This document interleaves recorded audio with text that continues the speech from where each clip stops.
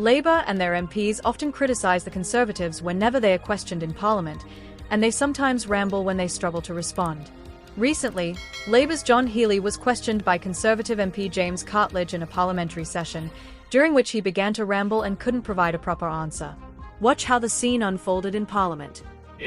Thank you, Mr. Speaker. And surely one of the most important lessons from the war in Ukraine for our own military base is the urgent need to fire up the defence industry and increase its capacity. Yet today, Mr. Speaker, we learned from ADS that British defence manufacturers will be hit with a £600 million tax rise this Parliament from higher national insurance. Why are they prioritising higher taxes on defence instead of higher defence spending? On the contrary, Mr. Speaker, we're backing British industry.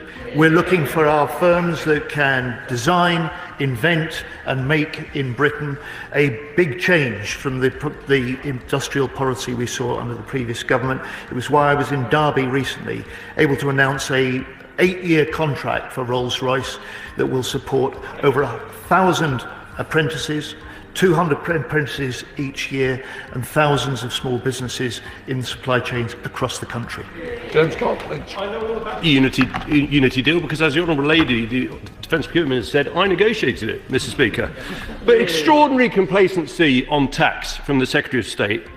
Mr. Speaker, they're not just taxing the defence industry, they're taxing defence people's children and their education. They're taxing death in service payments. The fact is the defence sector is under attacks from all sides, Mr. Speaker. The question is this how they're going to pay for their Chagos deal? Mr. Speaker, for the Rolls-Royce contract, we stepped up and accelerated the negotiations to conclude that deal, and I was able to announce it the other week in Rolls-Royce to the apprentices and to the management there.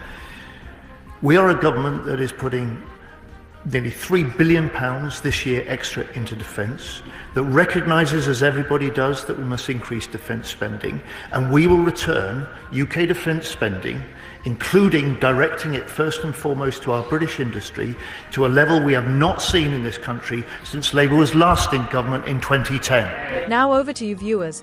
What's your take on Keir Starmer and his government? Are they meeting up with your expectations or not? Drop your thoughts in the comment section and don't forget to like, share and subscribe.